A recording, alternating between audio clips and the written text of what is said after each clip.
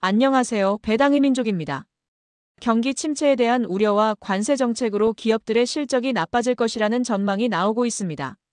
실제로 소비 둔화가 나타나고 있고 신용카드 연체율이 증가하는 등 좋지 않은 상황임에는 틀림이 없다고 생각됩니다. 비가 오면 신발이 젖고 기분이 찝찝하지만 우산을 쓰고 출근을 하면 됩니다. 이처럼 상황이 좋지 않음에도 불구하고 투자는 지속해 나가야 한다고 생각됩니다. 그래서 오늘은 최소 배당금을 설정하여 투자자들에게 우산이 되어줄 수 있는 기업들을 간단하게 확인을 해보겠습니다. 첫 번째는 대신증권입니다. 대신증권은 2028년까지 별도 기준 자기자본 4조 원을 달성하고 초대형 IB를 목표하고 있습니다. 최소 배당금으로 1,200원을 목표하고 있고 별도 기준 배당 성향을 30에서 40% 사이로 설정한 바 있습니다. 2028년까지 자기자본 4조 원을 달성한 이후 이를 기반으로 이익 확대를 추구한다는 계획을 가지고 있고 2026년부터 자본준비금을 활용하여 4천억 원 규모의 비과세 배당을 실시할 계획임을 밝힌 바 있습니다. 과거부터 안정적이면서 높은 배당금을 지급해왔기 때문에 신뢰가 높은 기업이고 우선주는 보통주에 비해 가격도 저렴하면서 50원의 추가 배당을 지급하고 있으니 참고하셔서 투자를 결정해 보시길 바라겠습니다.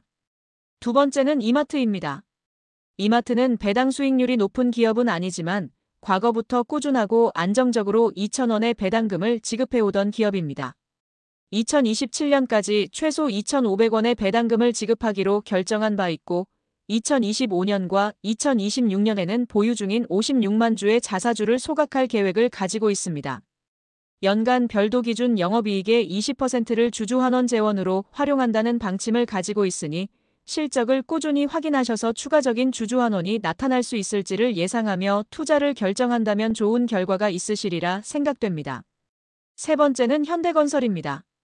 현대건설도 이마트와 마찬가지로 높은 배당 수익률이 기대되는 기업은 아니지만 꾸준하게 배당금을 지급해오고 있는 기업입니다.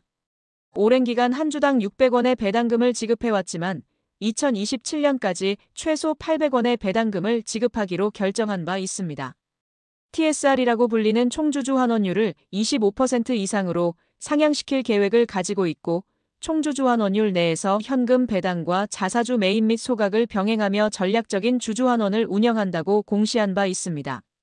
건설 시장이 좋지 않은 모습을 보이고 있지만 현대건설의 연결 기준 배당 성향이 매우 낮은 것을 감안하면 주주 환원은 약속한 대로 이행이 가능할 것이라고 생각됩니다. 네 번째는 현대차입니다. 현대차는 2021년부터 매우 가파른 배당 성장을 보이고 있는 기업입니다. 배당 성향은 일정한 모습을 보이고 있지만 배당 성장을 보이고 있는 것을 미루어 보아 실적 성장이 나타나고 있음을 짐작해 볼 수 있습니다. 2027년까지 총주주 환원율 35% 이상을 지향하고 한 주당 분기 배당으로 2,500원을 지급하며 최소 만원을 지급하기로 공시한 바 있습니다. 또한 2026년까지 우선주를 포함하여 자사주 4조 원을 매입할 계획을 가지고 있고 지난 4월 30일에 9,160억 원의 자사주 소각을 진행한 바 있습니다.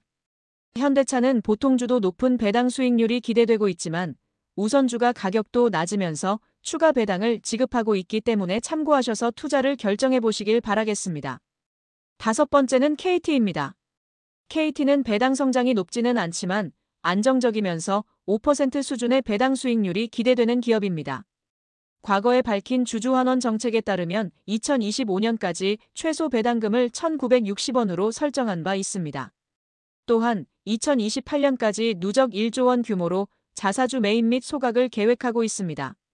2024년에는 분기당 500원의 배당금을 지급하며 2,000원을 지급한 바 있습니다. 2025년에는 1분기에 600원을 지급하기로 결정하면서 전년 대비 상향된 배당금이 기대되는 기업입니다. 안정적인 통신 사업을 영위하고 있는 기업이라 배당 성장이 높게 나타나기는 힘들지만 안정성을 원하신다면 고려를 해봐도 좋은 기업이라고 생각됩니다. 여섯 번째는 롯데쇼핑입니다. 롯데쇼핑은 안정적이면서 성장하는 배당금을 지급해오고 있는 기업입니다. 2026년까지 주주환원율 35% 이상을 지향하고 최소 3,500원의 배당금을 지급하기로 공시한 바 있습니다. 2024년에도 3,500원의 배당금을 설정했지만 3,800원을 지급한 모습을 미루어 보아 주주 친화적인 기업이라고 생각됩니다. 최근 5년 동안 4번이나 순이익 적자를 기록한 모습을 보였기 때문에 배당 지속 가능성에 대해 우려의 목소리가 있는 기업입니다. 그래도 2025년부터 2027년까지는 흑자를 유지해줄 것으로 전망되기 때문에 약속한 주주환원을 이행해줄 수 있을 것으로 예상하고 있습니다. 7번째는 LG유플러스입니다. LG유플러스는 SK텔레콤, KT에 비해 주주환원이 미흡하다고 평가를 받고 있으나 안정적인 배당 주임에는 이견이 없는 기업입니다. 2026년까지 별도 순이익의 40% 이상을 환원하면서 최소 배당금은 650원 수준을 유지한다는 계획을 공시한 바 있습니다. 또한 잉여 현금 흐름을 감안하여 탄력적인 자사주 매입을 시행하고 보유 중인 자사주 소각을 검토하겠다고 밝힌 바 있습니다.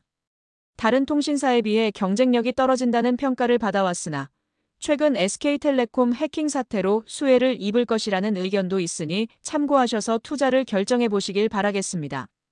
8번째는 기아입니다. 기아도 현대차와 마찬가지로 가파른 배당 성장을 보이고 있는 기업입니다. 2027년까지 최소 5,000원의 배당금을 지급하면서 총 주주환원율 35%를 지향한다는 계획을 공시한 바 있습니다.